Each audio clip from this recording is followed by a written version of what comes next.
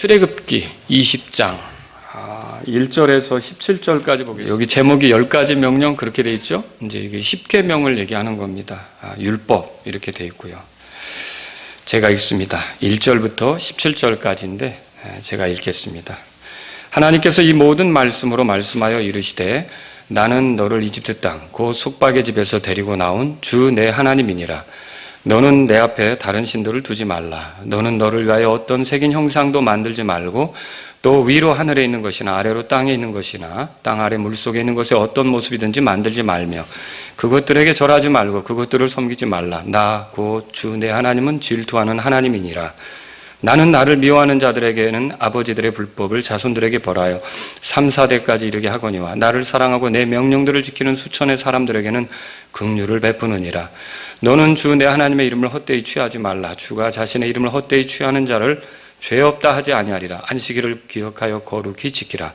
엿새 동안은 내가 수고하고 내 모든 일을 할 것이나 일곱째 날은 주 내 하나님의 안식일인즉 그날에는 너나 내 아들이나 내 딸이나 내 남종이나 내 여종이나 내 가축이나 내 문 안에 거하는 내 나그네나 아무 일도 하지 말라. 엿새 동안에 주가 하늘과 땅과 바다와 그것들 안에 있는 모든 것을 만들고 일곱째 날에 안식하였느니라. 그러므로 주가 안식일을 복되게 하여 그날을 거룩하게 하였느니라. 내 아버지와 어머니를 공경하라. 그리하면 주 내 하나님이 내게 주는 땅에서 내 날들이 길리라. 너는 살인하지 말라. 너는 간음하지 말라. 너는 도둑질하지 말라. 너는 내 이웃을 대적하여 거짓 증언하지 말라. 여러분 집에서 성경을 펴셨으면 17절 다 같이 읽겠습니다. 너는 내 이웃의 집을 탐내지 말라. 너는 내 이웃의 아내나 그의 남종이나 그의 여종이나 그의 소나 그의 낙이나 내 이웃의 소유 중 아무것도 탐내지 말라. 아멘. 우리가 말씀을 듣기 전에 그 율법이 이스라엘 사람들에게만 주신 것인가? 어떻습니까? 이스라엘 사람들에게만 준 것입니까? 그렇지 않습니다. 이방인들에게도 주셨습니다. 그 글자로 주신 것은 이스라엘에게 처음으로 주신 거예요. 그죠? 근데 글자로 주시기 전에도 율법은 사람에게 주셨어요. 그래서 일전에 우리가 공부했는데 로마서 2장 제가 읽어드릴게요. 14절에 율법을 소유하지 않은 이방인들이 본성을 통해 율법 안에 있는 것들을 행할 때에 이런 사람들은 율법을 소유하지 않아도 그 다음에 율법을 소유하지 않아도 그렇게 돼 있어요. 그 율법을 소유하지 않아도 또 어떻게 됩니까? 그 사람들이 뭡니까? 율법을 소유하지 않았다는 거는 그 글자로 된 율법을 갖지 못했다는 거예요. 그런데 여기 뭐라고 되어 있냐면 율법을 소유하지 않은 그 사람들은 15절에 보니까 이런 사람들은 또한 자기 양심에 증언하며 자기 생각들이 서로 고소하고 변명하는 가운데 자기 마음속에 기록된 율법의 행위를 보이느니라. 그러니까 마음속에 기록된 율법이라는 게 있다는 거죠. 그래서 모세에게 준 거는 글자로 기록된 율법이고 그렇게 되기 전에 이방인들에게 이미 처음부터 사람들 안에는 살인하면 안 되고 부모님에게 순종해야 되고 거짓말하면 안 되고 이런 것들을 율법으로 주신 거예요. 율법으로 주신 거고 그러면 왜 유대인들에게 이런 율법을 주셨습니까? 유대인들에게 주신 것은 그들이 특별히 하나님을 섬겨야 되는데 사람은 본성적으로 자꾸 이 하나님의 법을 무시하게 되고 잊어버리게 되고 제멋대로 살려고 하거든요. 그래서 어떻게 하냐면 하나님께서 명확하게 하나님을 섬기는 백성에게는 이게 내가 원하는 바다. 이건 내가 싫어하는 바다. 이렇게 명확히 알려주고자 글자로서 율법을 주시게 된 거라는 거죠. 그래서 저와 여러분들이 오늘 이제 살펴볼 게 뭐냐면 지금 우리가 본 본문이 십계명이잖아요. 십계명하고 이 신약교회 성도들의 관계 이런 것들을 한번 살펴보자는 거죠. 제가 십계명과 신약교회 이런 제목으로 여러분에게 말씀을 드리겠습니다. 기독교의 한 분파 중에 퀘이커 교도라고 있습니다. 들어보셨습니까?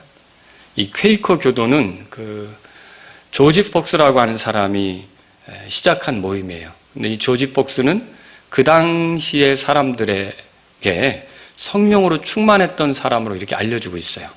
근데 이제 이 조지 폭스에게는 그뿐만 아니라 그 사람의 추종자들에게는 몇 가지 이제 균형을 잃은 것들이 있었어요. 이제 지금 그걸 말씀드리려고 하는데 이 사람이 강조하는 게 뭐냐면 내적인 빛이에요. 그러니까 내적인 증거, 내 안에 계신 그리스도, 이런 것들을 되게 강조해요. 그래서 그런 사람들은 어떤 거를 더 중요하냐면 설교를 듣거나 누가 말씀 진리를 이렇게 전하는 것보다 내 안에서 이렇게 계신 예수님이 깨닫게 하신 거, 가르쳐 주신 거, 이런 것들을 더 강조한단 말이에요. 그런 것들을 강조하는 거예요. 그래서 이렇게 그 설교를 듣는 거, 말씀으로부터 이렇게 누가 가르쳐 주는 것보다 내가 내 안에서 깨닫는 거, 이런 것들. 그래서 성령님이 나를 인도해 주셨다고 생각해서 그 성령님이 깨닫게 해주셨다고 하는 것들, 이런 것들을 되게 강조하고 중요하게 생각하는 거죠. 근데 이게 어떻게 되느냐면 나중에는 성경이 반드시 필요 없다라고까지 가게 돼요.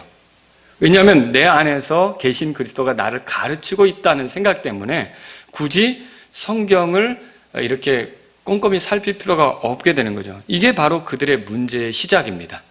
그러니까 하나님께서 자기 안에 거하시는 그리스도, 자기 안에 거하시는 성령님을 통해 자기를 일깨우시고 가르쳐 주시고 알려주신다는 그런 그 믿음 때문에 성경을 등한히 하는 거예요.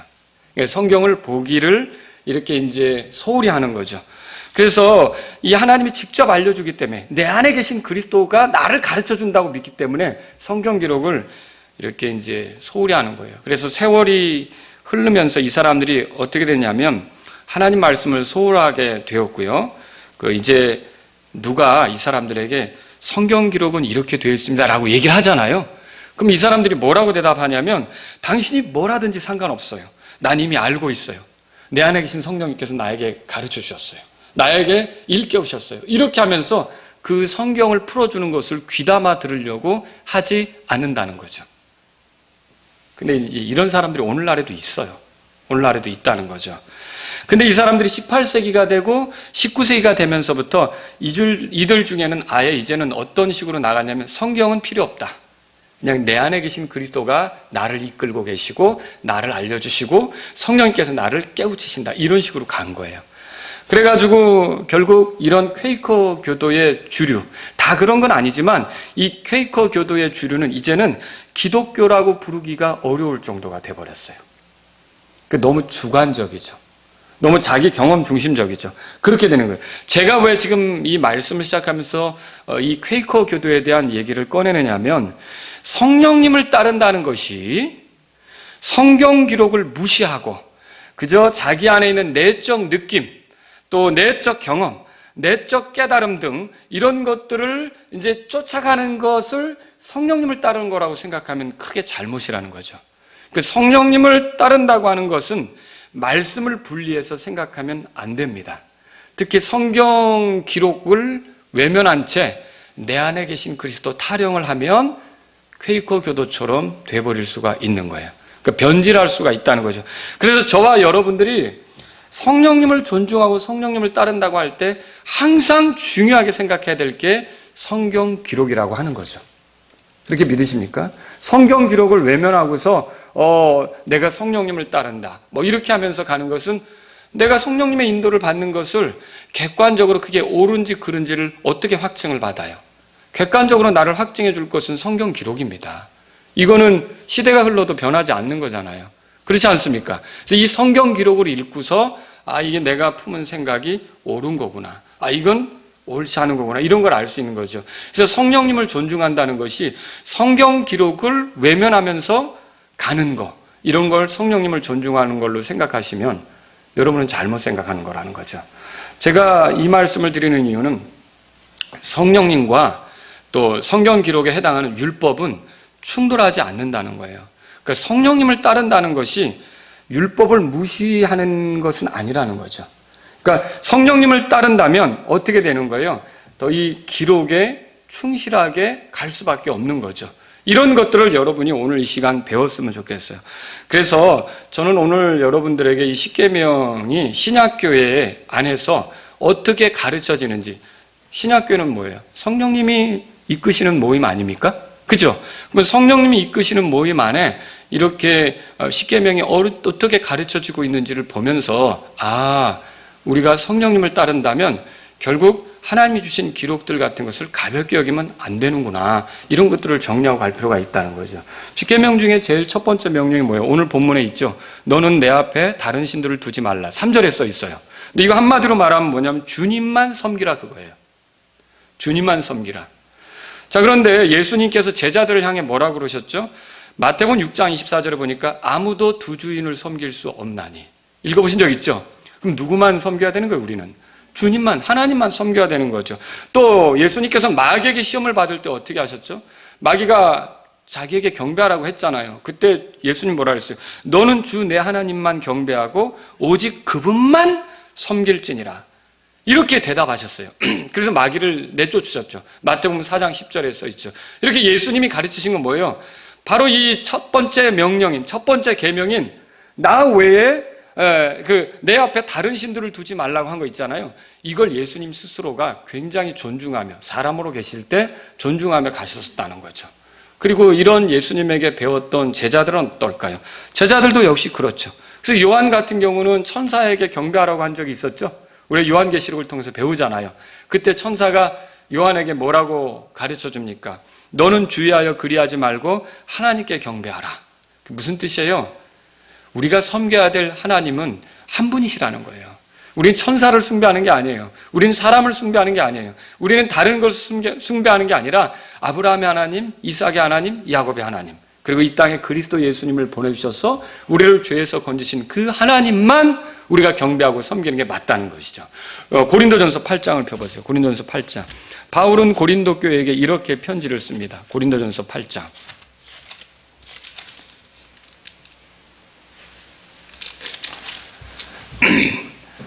자, 4절입니다. 한번 우리 한 목소리로 4절에 뭐라고 써 있는지 읽어보죠. 읽겠습니다. 그러므로 우상들에게 희생물로 바친 그것들을 먹는 것에 관하여는 우리가 우상은 세상에서 아무것도 아니며 한 분 외에는 다른 신이 없는 줄 아노라. 한 분 외에는, 하나님 외에는 다른 신이 있어요, 없어요? 없다는 거죠. 그래서 이게 내 앞에 다른 신들을 두지 말라는 것을 이미 이렇게 사도들이 가르치고 있었던 거예요. 우리는 오직 하나님만 경배하고 하나님만 섬겨야 된다는 것을 이 신약교회 안에서도 가르치고 있었다는 거죠. 두 번째 명령은 뭐였어요? 두 번째 명령은 성경에 나오죠? 예, 거기 어떤 색인 형상도 만들지 말고 4절부터 나오는데 한마디로 말하면 우상 숭배하지 말라는 거예요. 그렇죠? 고린도전서 8장 찾으셨으니까 우리 10장으로 가보세요. 고린도전서 10장. 10장. 바울이 고린도 교회에게 보내는 편지에서 뭐라 그랬습니까? 7절 한번 읽어보죠. 7절 우리 같이 읽겠습니다. 그들 중에 어떤 자들 같이 너희는 뭐라고 돼 있어요? 우상 숭배자가 되지 말라. 그리고요, 또 여러분 14절 보세요. 14절 다 같이 읽겠습니다. 그런즉 나의 극진히 사랑하는 자들아 우상 숭배를 피하라. 그러면 바울은 이 둘째 명령에 해당하는 우상 숭배하지 말라는 걸 교회에게 가르치고 있습니까? 가르치고 있는 거죠. 베드로전서 4장 3절에 베드로는 이렇게 말했어요. 우상 속에 걸어 이방인들이 하고자 하는 바를 행한 것이 우리 삶에 지나간 때로 족하도다. 읽어보신 적 있죠? 자, 베드로 그렇게 말했고요. 또 바울이 갈라디아 교회에게 보낸 편지에서 이렇게 돼 있었어요. 육신의 행위를 설명하면서 갈라디아서 5장 20절에 보니까 육신의 행위가 뭐냐? 우상 숭배와 마술과 증오와 불화와 경쟁 뭐 이렇게 쭉쭉 설명해요. 그럼 뭐예요? 성령님을 따르면 우상 숭배를 한다, 안 한다? 안 한다는 거죠. 그래서 우리가 성령님을 따른 사람이라면 우상 숭배할 수 없다. 우상 숭배하지 마라. 이렇게 가르친다는 거예요. 그러면은 이게 십계명에 있던 그런 두 번째 명령에 대해서 교회에서 이것들을 가르치고 있었던 거예요. 초기 교회에서. 자, 그래서 이게 출애굽기 20장에 보세요. 4절에서 너는 너를 위하여 어떤 색인 형상도 만들지 말고 또 위로 하늘에 있는 것이나 아래로 땅에 있는 것이나 땅 아래 물속에 있는 어떤 있는 것에 어떤 모습이든지 만들지 말며 그것들에게 절하지 말고. 이게 우상숭배 아닙니까? 이거 하지 말라고 한 거를 이미 신약교회 안에서도 이렇게 성도들에게 가르치고 있었다는 것이죠. 세 번째는 뭐예요? 세 번째 명령은 한마디로 말하면 세 번째 명령은 몇 절에 나옵니까? 출애굽기 20장에 보니까 7절에 너는 주 내 하나님의 이름을 헛되이 취하지 말라. 주가 자신의 이름을 헛되이 취하는 자를 죄 없다 하지 아니하리라. 그렇게 돼 있잖아요.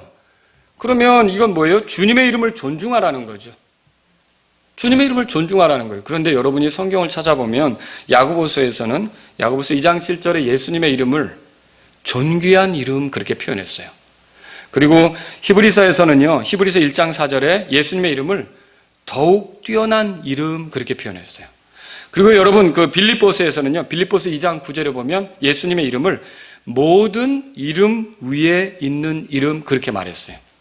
그리고요, 로마서에 보면요, 누구든지 주의 이름을 부르는 자는 구원을 받는다고까지 얘기를 했어요. 그러니까 가장 존귀한 이름이라고 이제 말하고 있는 거죠. 로마서 10장 13절에 보면 주의 이름을 부르는 자는 구원받는다고 이렇게 말하고 있고요.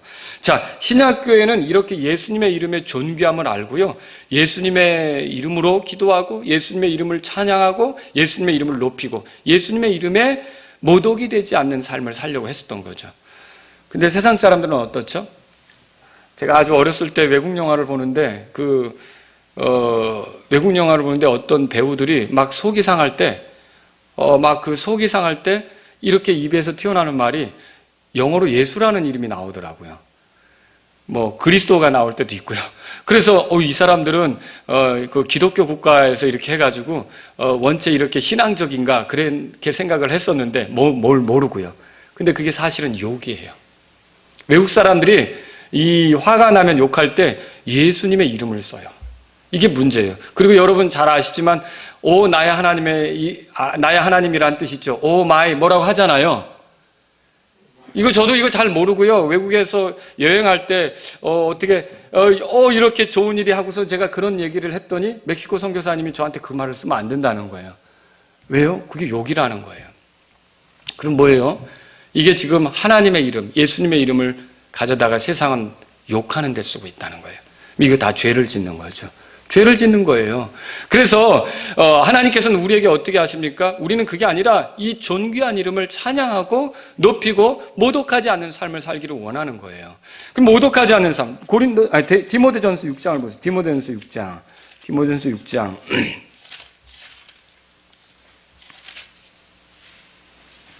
1절에 보세요. 디모데전서 6장 1절에 멍에 아래에 있는 종들은 다 자기 주인들을 모든 존경을 받게 합당한 자로 여길지니 이것은 뭐라고 되어 있어요? 하나님의 이름과 그분의 교리가 모독을 받지 않게 하려 함이라. 그러니까 우리는 살아갈 때 이게 우리의 삶으로 하나님의 이름이 모독받지 않는 삶을 살아야 된다는 거예요.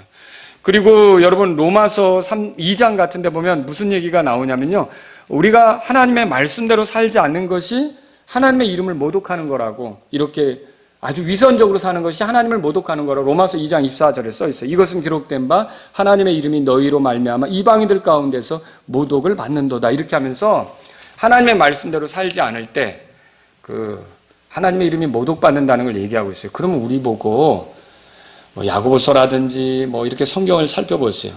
우리가 그 성경을 볼 때 모래 위에 지은 집, 반석 위에 지은 집 다 뭐 얘기하는 거예요? 하나님 말씀대로 살라는 거죠. 이렇게 하나님 말씀대로 살라는 게 뭐예요? 그분의 이름이 모독받지 않도록 살라고 하는 거예요. 그러므로 신약교에서는 이 주님의 이름이 존중받아야 되고 높임받아야 되고 함부로 다룸받지 않아야 되기 때문에 우리의 삶을 바르게 해야 된다는 것을 가르치고 있다는 것이죠. 또 여러분 네 번째 명령 뭐예요? 안식일을 지키라는 거죠. 안식일을 지키라. 근데 안식일이 있었던 뜻은 뭡니까? 여러분 안식일은 다른 뜻으로 있는 게 아니라 창조주를 기억하라는 뜻으로 있는 거예요. 그러니까 창조주를 기억한다는 건 또 무슨 말입니까? 그분을 신뢰하라는 뜻이에요. 안식일을 기억한다는 게. 이게 뭐예요?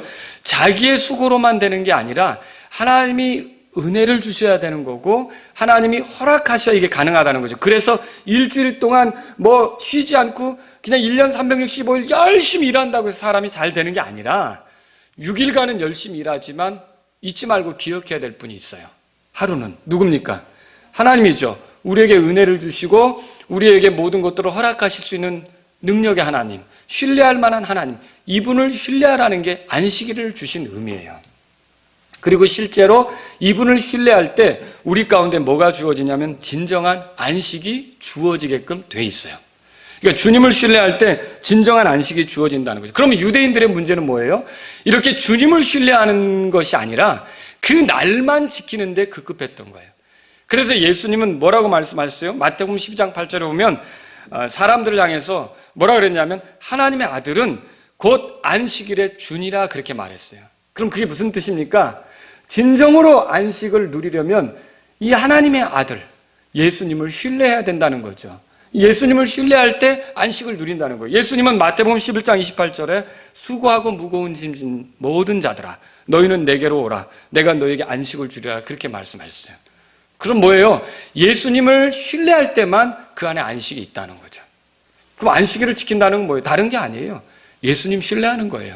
죄 문제? 예수님 신뢰하는 거예요. 하나님 앞에 용서받는 거? 예수님 신뢰하는 거예요. 우리 하나님께 받아들여지는 거? 예수님 신뢰하는 거예요. 그러면 우리에겐 죄사함 받은 안식이 오는 거고 하나님하고 관계가 회복되었다는 안식이 오는 거고 우리가 심판받지 않는다는 안식이 오는 거죠. 여러분 예수님을 신뢰하십니까? 그러면 이미 우리 안에 안식이 있는 거예요. 이미 안식이 있는 거예요.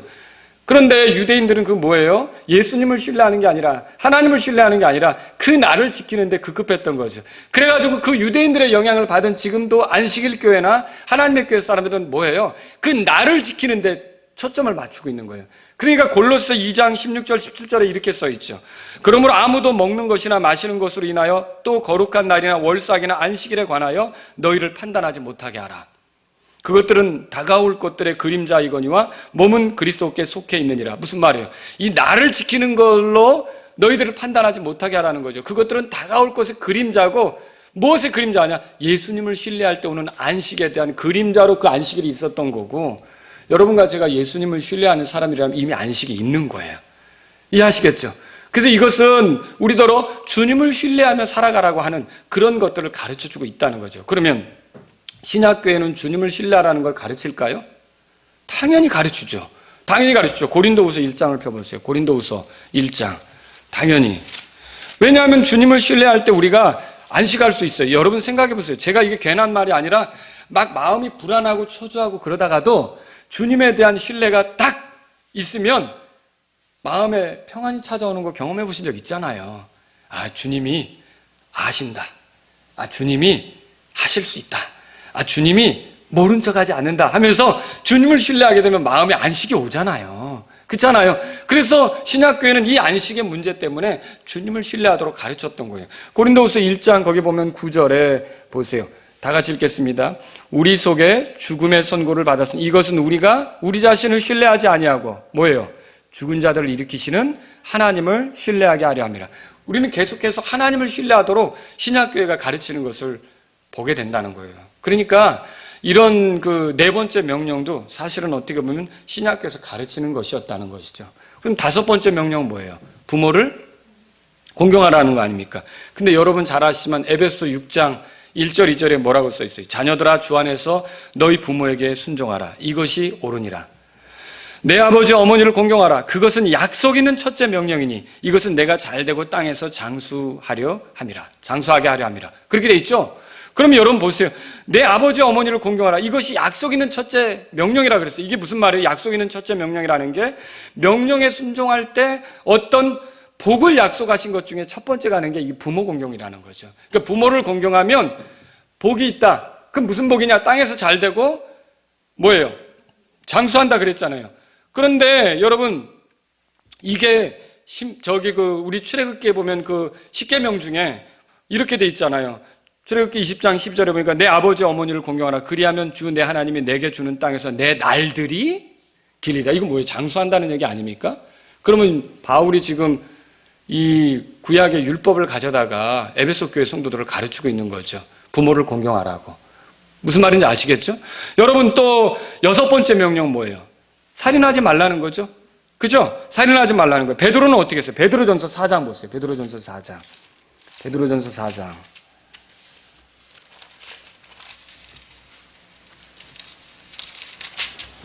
베드로전서 4장 보시면요. 거기 15절 같이 읽겠습니다. 그러나 너희 중에 아무도 살인자나 도둑이나 악을 행하는 자나 남의 일에 참견하는 자로 고난을 받지 말라. 그럼 이 말은 살인하지 말라는 거죠. 살인한 일로 살인자로 고난당하지 말라고 얘기하잖아요. 그럼 그리스도인에게 살인이 어울리지 않는다는 거죠. 믿음을 가졌다. 그러면 이거는 아니다. 지금 교회에게 그걸 가르치는 거 아닙니까? 그죠? 또 더 나아가서 뭐가 있어요? 요한은 성도들에게 이렇게 썼어요. 요한 1서 3장 15절에 들어보세요. 누구든지 자기 형제를 미워하는 자는 살인하는 자니 살인하는 자 속에는 영원한 생명이 거하지 아니하는 줄 너희가 아느니라. 그러면 이런 말을 볼 때 형제를 미워하는 것도 살인이다 그랬고요. 그러면 형제를 미워하면 된다 안 된다? 안 된다는 거죠. 왜냐? 그거는 이제 그리스도인에게 어울리지 않는 삶이라는 거죠. 그래서 그리스도인으로 삶을 살아가려면 살인해서는 안 된다. 지금 이렇게 얘기를 말하고 있는 거죠. 이건 역시 출애굽기 20장 13절에 나오는 너는 살인하지 말라는 말씀을 교회 안에서 가르치고 있다는 거예요. 이해하시겠죠? 그 다음에 여러분 7번째 명령은 뭐예요? 간음하지 말라는 거잖아요. 간음하지 말라. 그럼 히브리서 13장 보세요. 히브리서 13장. 히브리서 13장 4절입니다. 같이 읽어보죠. 결혼은 모든 것 가운데 존귀한 것이요 잠자리는 더럽히지 말아야 하거니와 음행을 일삼는 자들과 간음하는 자들은 하나님께서 심판하시리라. 그럼 간음하는 자들은 하나님께서 심판하신다는 말은 간음하면 된다 안 된다? 안 된다는 거죠. 간음하지 말라고 교회에게 지금 가르치고 있는 거예요. 그리고 바울은 갈라디아 교회에게 보낸 편지에서 이렇게 썼어요. 육신의 행위들은 명백하니 갈라디아서 5장 19절인데 이것들이라 곧 간음과 음행과 부정함과 세격과 하면서 쭉 얘기를 해요. 그러면 육신의 행위들은 이거라면 우리는 성령님을 따르는 사람들이잖아요. 우리가 성령님을 따라 산다면 간음해서는 되는 거야 안 되는 거예요? 안 된다는 거죠. 성령님을 따르는 사람에게 간음은 어울리지 않는다. 간음하지 말라고 가르치고 있다는 거죠. 이게 뭐 글자로 돼 있든지 글자로 안 돼 있든지 상관없어요. 그리스도인은 영 안에서 섬기기 때문에 간음하고는 상관없다. 간음하지 말아야 된다. 이렇게 지금 가르치고 있다는 거죠. 또 여러분 8번째 명령은 뭐였어요? 10계명 중에. 도둑질하지 말라죠. 그럼 이거는 어떻게 가르칠까요? 바울은 에베소 교회를 향해 이렇게 말했어요. 에베소 4장 28절에 제가 읽어드립니다. 도둑질을 한 자는 더 이상 도둑질을 하지 말고 오히려 노동을 하여 궁핍한 자에게 줄 수 있도록 자기 손으로 선한 것을 할지니라. 그러면 교회는 신약교회는 성도들에게 도둑질하지 말라는 걸 가르치고 있습니까? 가르치고 있죠. 가르치고 있는 거예요. 그 다음에 여러분 9번째 명령은 뭐예요? 거짓말하지 말라는 거죠. 근데 에베소서 그 교회에게 바울이 뭐라 그랬냐면 에베소 4장 25절에 이렇게 썼어요. 그런즉 거짓말을 버리고 각 사람이 자기 이웃과 더불어 진리를 말하라. 이렇게 돼 있어요. 거짓말하지 말라는 거죠. 또 골로새서 보면은 골로새 교회에게 이렇게 편지를 썼어요. 골로새 3장 9절에 서로 거짓말하지 말라. 너희는 옛사람과 그 행위를 벗어버리고 이렇게 돼 있어요. 그러면 초기 교회에서는 성도들에게 거짓말하지 말라는 이런 9째 명령을 가르쳤습니까? 가르쳤죠. 가르쳤다는 거예요. 야고보는 또 야고보서 3장 14절에 진리를 거슬려 거짓말하지 말라 이렇게 가르쳤어요. 그래서 성령님을 모시고 산다는 것은 거짓말하지 않는 거라는 거죠. 그러니까 성령님을 모시고 사는데 거짓말한다? 그거 안 되죠. 그건 성령님이 슬퍼하는 거죠. 회개할 일이고요. 돌이켜야 될 일이고요. 그래서 이 교회는요. 너는 내 이웃을 대적하여 거짓 증언하지 말라는 이 9번째 계명도 가르치고 있었던 거예요. 10번째 명령은 뭐예요, 여러분? 한마디로 말하면 탐내지 말라잖아요. 그죠? 10번째 명령은 탐내지 말라요. 바울은요, 로마서 7장을 쓸 때 구원 받았습니까? 구원 받았죠. 그런데 이때 뭐라 그랬냐면, 너는 탐내지 말라 하지 아니하였더라면 내가 탐욕을 알지 못하였으리라. 이렇게 진술을 했어요. 이게 무슨 뜻입니까? 율법을 통해 죄를 알게 되었다고 진술하는 거죠. 그러면서 그가 골로새 교회 성도들에게 편지를 쓰면서 이렇게 해요. 골로새 3장 5절에 보니까 그러므로 땅에 있는 너희 지체들을 죽이라. 그것들은 음행과 부정함과 무절제한 애정과 악한 욕정과 탐욕이니. 탐욕은 우상숭배니라. 여기 탐욕이 탐내다라는 그 동사의 명사형이에요. 그러니까 우리가 그리스도인으로 살면 탐내는 삶이 되면 안 된다는 거죠. 탐내지 말라고 가르치고 있는 거예요. 교회는 탐내지 말라고 가르치는 거죠. 그래서 감독에 대해서도 자격을 논할 때 디모데전서 3장 3절에 뭐라고 됐어요? 감독은 더러운 이익을 탐내지 말아야 된다. 그렇게 써 있고요. 집사들도 마찬가지로 디모데전서 3장 8절을 보니까 똑같이 집사들도 더러운 이익을 탐내면 안 된다는 것을 말하고 있다는 거죠. 탐욕은 이게 사람을 괴롭게 하는 거거든요. 그러니까 이 탐욕하지 말라는 것을 성경이 말하고 있는 거예요. 데살로니가전서 4장 보세요. 데살로니가전서 4장. 데살로니가전서 4장. 제가 이런 말씀들로 여러분에게 알려드리려고 하는 것은 모세가 율법으로 받았던 그 내용들하고 똑같은 내용을 신약교회에서 가르치고 있었다는 거예요. 그 성도들에게 가르치고 있었다는 거예요. 구약의 성도들이 이렇게 살아야 했던 것처럼 신약의 성도들도 이렇게 살아야 된다고 가르치고 있었다는 거죠. 자, 데살로니가전서 4장을 보세요. 4장 3절에 하나님의 뜻은 이것이니 곧 너희가 거룩히 구별되는 것이라. 너희는 음행을 삼가고, 음행을 삼가라 그랬어요. 너희 각 사람이 거룩히 구별함과 존귀함으로 자기 그릇을 소유할 줄 알되. 이게 뭐예요? 남의 그릇을 취하지 말란 말이죠. 이게 뭐예요? 음행으로 인해 남의 아내를 넘보지 말라는 거예요, 말하자면. 거룩한 생활을 하라는 거죠. 하나님을 알지 못하는 이방인들과 같이 욕정의 욕망으로 하지 말고 5절에 그렇게 써 있고요. 6절에 보세요. 6절을 우리 읽어보죠. 시작. 아무도 어떤 일에서든 도를 넘어서 자기 형제를 속여 빼앗지 말라. 우리가 또한 너희에게 미리 경고하고 증언하는 것 같이 주께서 그런 모든 자들에게 복수하시는 분이시냐. 그러니까 이거예요. 탐욕이 지나쳐서 남의 밥그릇을 빼앗겠다고 도를 넘어서 가지고 속여서 그걸 취한다. 그럼 하나님이 어떻게 하신다고요? 복수한다고 말하고 있죠. 그럼 이 탐욕을 내면 됩니까? 안 되는 거죠.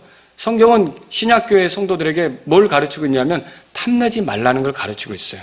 그리고 여러분 아실 거예요. 디모데전서 같은 데 보면 그 돈을 탐내는 것이 그 모든 악의 이런 그 뿌리가 되고, 그 어떤 사람은 돈을 탐내다가 믿음에서 떠나 잘못했다고 이렇게 돼 있어요.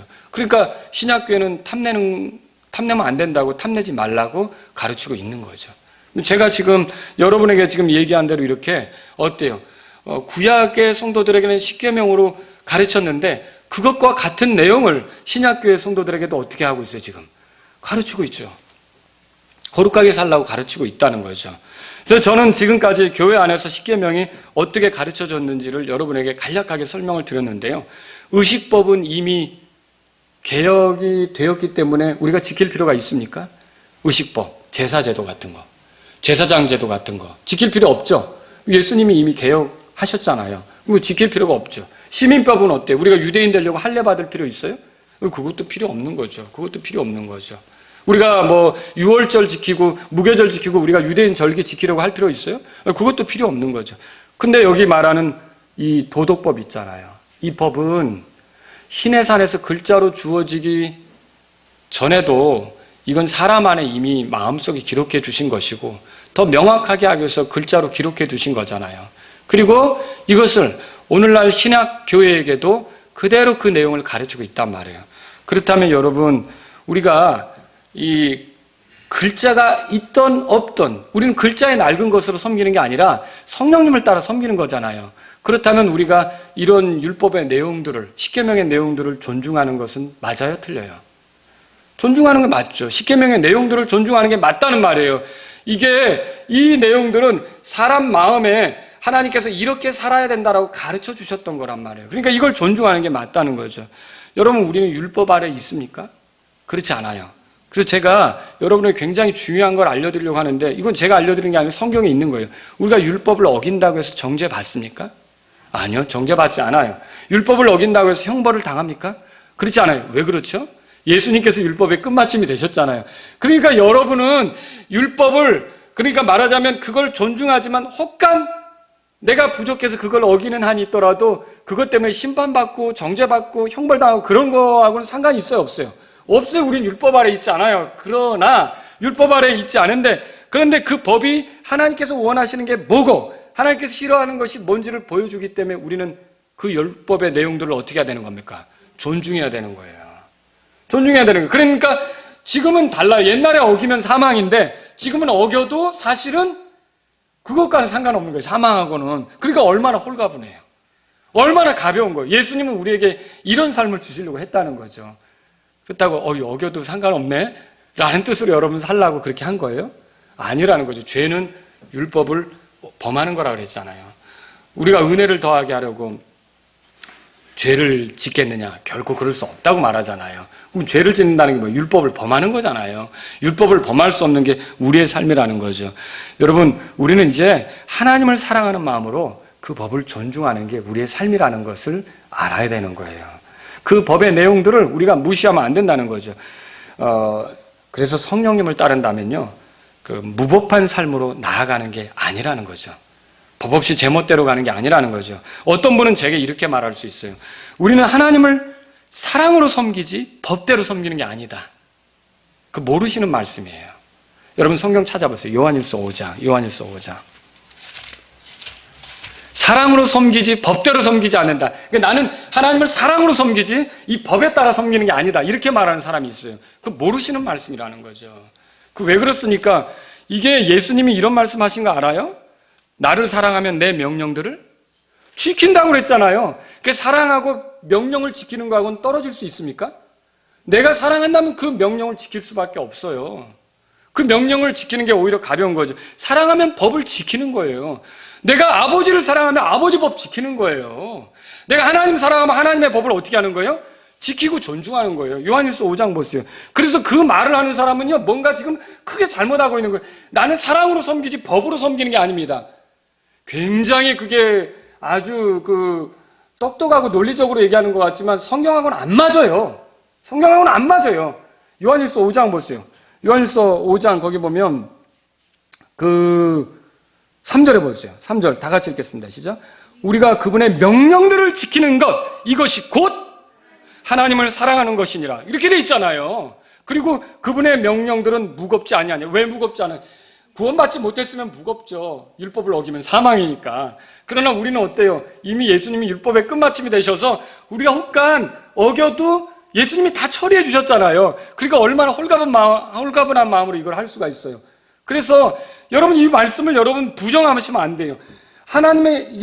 하나님을 사랑하는 게 뭐냐? 그분의 명령을 지키는 게 하나님을 사랑하는 거라고 돼 있어요. 그러면 여기 십계명에 나온 그 내용들을 무시하면서 하나님을 사랑한다? 그 사람이 조금 앞뒤가 안 맞는 말을 하는 거죠. 저는 그게 거짓말이라고 생각하는 거예요. 그게 교묘하게 사람을 혼란스럽게 하는 말이라는 거죠.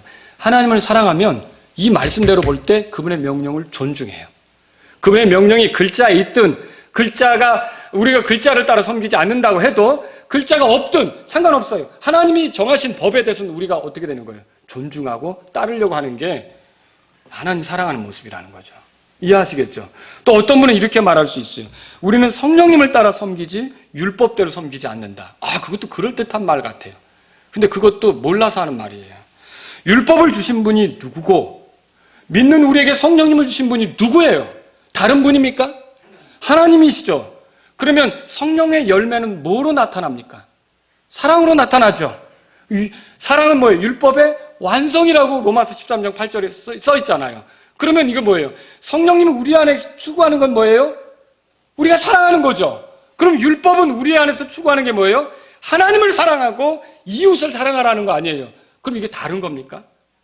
그런데 나는 성령님을 따라 살지 율법을 따라 살지 않는다. 굉장히 영적으로 들리지만 그게 정말 스스로 모순에 빠지는 것이죠. 정말로 우리가 전에는 순종할 수 없었던 것을 성령님을 따른다면 어떻게 되느냐? 아주 마음에서 또 주님을 사랑하는 마음으로 기꺼이 하나님 사랑하고 이웃 사랑하게 돼 있어요. 이웃을 사랑하니까 이웃에게 피해를 안 끼치려고 하고 해를 끼치지 않으려고 하고 거짓말하지 않고 미워하지 않고 간음하지 않고 이렇게 사는 거라는 거죠. 그래서 여러분들이 그런 식으로 나는 율법대로 이게 율법의 내용은 나랑 상관없고 난 성령님을 따라 산다. 굉장히 아주 아주 교묘한 말이라는 거죠. 또 이런 말이 있을 수 있죠. 어떤 분은 제게 이렇게 말할 수 있어요. 율법을 몰라도 성령께서 우리를 가르치시기 때문에 알아서 나는 하나님을 기쁘게 할 수 있다.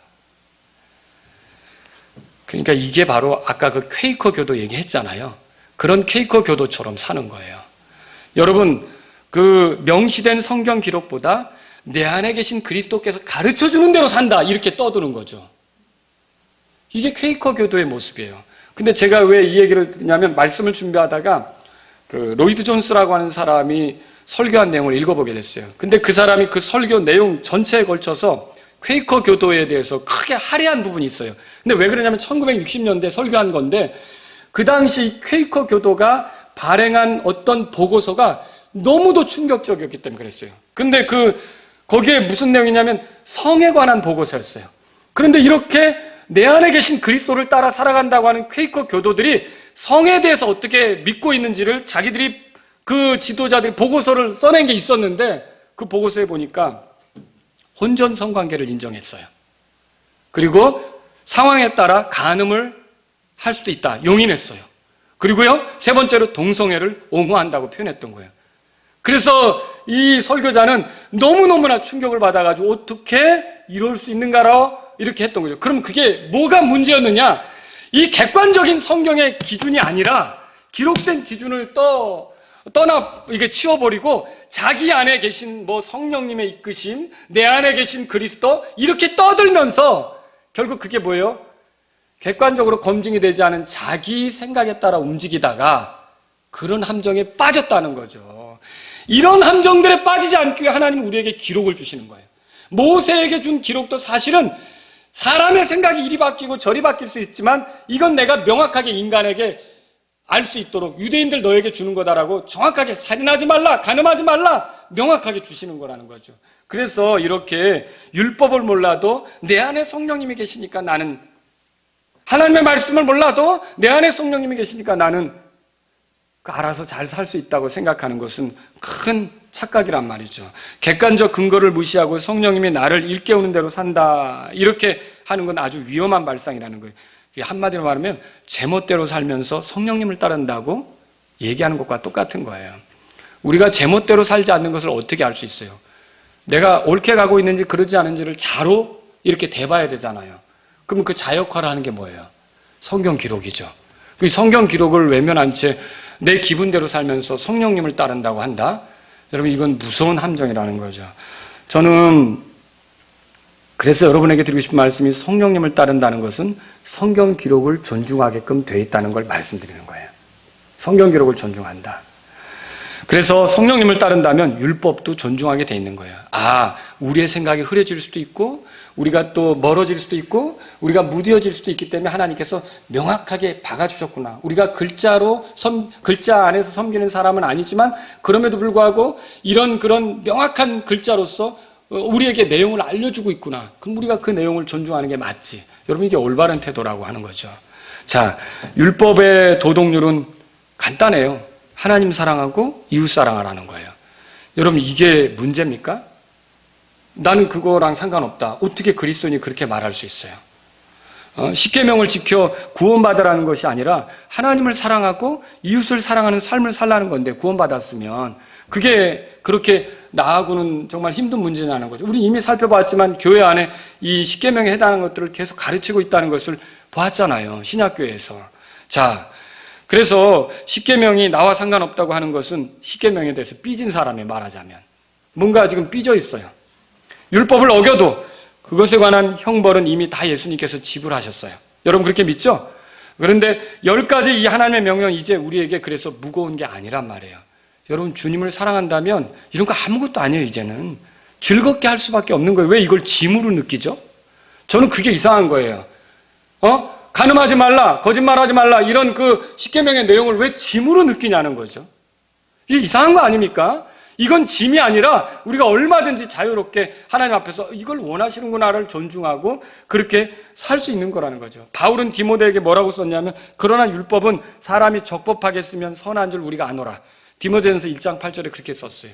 그러면 적법하게 쓰지 않는 건 뭐예요? 그 율법을 지켜야만 하나님 앞에 의를 인정받는 것처럼 생각하는 거. 옳아요? 틀려요? 틀리죠. 또 율법을 지키지 못하면 얻은 구원을 잃어버릴 수 있다고 생각하는 거. 옳아요? 틀려요? 이거 틀리죠. 이게 적법하지 않게 쓰는 거예요. 구원받거나 혹은 구원을 유지하기 위해서 율법을 지켜야 된다. 이거 옳아요? 틀려요? 이거 틀리죠. 이게 적법하지 않게 쓰는 거예요. 이거 말고 율법은 단순히 하나님을 사랑하고 이웃을 사랑하라. 예수님도 가르쳐줬어요. 율법은 크게 두 가지다. 하나님을 사랑하는 거고 이웃을 그렇게 사랑하라는 거다. 근데 이 내용이 나한테 너무 어려운 것이냐는 거죠. 여러분, 성령님은 지금도 우리가 그렇게 살라고 가르치고 계세요. 믿으십니까, 그렇게? 그래서 이렇게 생각해야 돼요. 여러분이, 내가 어떤 목사님이 굉장히 좋아서 말씀을 들었어요. 그리고 그 목사님이 킹제임스 성경을 통해서 하나님 말씀 보존하신다는 걸 가르쳐 줬어요. 그리고 하나님 말씀 보존하시는구나. 근데 그 목사님의 뭔가 부족한 게 보였어요. 그래서 내가 결국 그 목사님하고 결별하게 됐어요. 그러면 그 목사님하고 결별하는 순간 여러분이 말씀을 보존하신다는 하나님에 대한 신앙도 그 목사님한테 얻은 거니까 버리면 됩니까? 안 되죠. 그 사람하고 결번해도 올바른 진리는 어떻게 되는 거예요? 붙잡아야 되는 거죠. 그죠? 내가 막 구원의 확신이 없이 흔들리다가 어떤 목사님에게 복음을 듣고 한 번 구원은 영원한 구원이구나를 알게 됐어요. 근데 그렇게 가르친 목사에게 뭐가 문제가 생겼어요. 그래서 내가 그 교회에서 신앙생활 하다가 더는 여기서 못 다니겠다. 마음이 너무 힘들어서 그 교회를 떠나게 됐어요. 그럼 여러분이 그 교회를 떠날 때 그 사람이 가르쳤던 구원의 영원한 안전보장 교리까지 버리면 됩니까? 안 되죠. 근데 이런 사람들 저는 많이 봐요. 그것까지 버리는 사람. 그건 무슨 말이냐면 내가 율법으로 구원 얻는 줄로 생각했고 열심히 했는데 율법이 구원 얻는 방법이 아니라는 걸 알았어요. 그래서 내가 구원 얻는 방법은 율법을 향하다가 이쪽으로 돌이켰어요. 그렇단 말이죠. 근데 율법이 하나님을 사랑하고 이웃을 사랑하라고 한 것을 내가 그럼 그것도 내가 버리면 되는 겁니까? 안 된다는 거예요. 그래서 저와 여러분들은요, 정말로 구원받았다면, 성령님을 따른다면, 내 멋대로 내 안에 계신 성령님이 조명해 주신 대로 내가 알아서 간다는 게 아니라 기록된 성경대로 가야 될 거고요. 내 생각이 흐려질 수 있기 때문에 구약에서는요, 성경에 명확하게 이게 하나님이 기뻐하는 거다라고 말해진 것이 있다면 그걸 따르고 존중해야 된다는 거죠. 그래서 예수님 믿고 구원받았다는 사람이 이렇게 십계명에 대해서 얘기하면 그거 나랑 상관없는데요? 아니, 정말 그 내용이 상관없는 거예요? 부모를 공경하라, 거짓말하지 말라, 이 내용이 나랑 상관없는 거냐는 거죠. 이렇게 생각하는 사람은요, 뭔가 이거 지금 잘못 생각하고 있는 거예요. 저와 여러분들은 구원받았다면 오히려 더 이 주의 법을 어떻게 해요? 주님을 사랑하면 명령들을 지킨다고 그랬잖아요. 그러므로 이 십계명이 말하는 그 내용들을 가볍게 생각할 게 아니라 이제는 존중해서 주님 외에 다른 신은 없다. 주님만 섬기자. 우상을 섬기지 말자. 내가 그분의 이름이 모독받지 않도록 내가 정말 믿음과 삶에 있어서 일치가 되도록 살아야겠다. 그리고 주님이 주시려고 했던 게 안식이기 때문에 내가 주님을 신뢰하면서 이 누리게 된 안식을 잘 이렇게 지켜가야겠다. 부모를 공경해야겠다. 또 살인하지 말아야겠다. 간음하지 말아야겠다. 도둑질하지 말아야겠다. 거짓 증언하지 말아야겠다. 탐내지 말아야겠다. 여러분 이렇게 그 내용들을 존중하면서 가는 게 여러분과 제가 필요한 삶이라는 거죠. 그게 하나님께서 우리에게 주신 거예요. 그래서 여러분이 이런 하나님의 법을 존중하며 사는 분들이 될 수 있기를 바랍니다.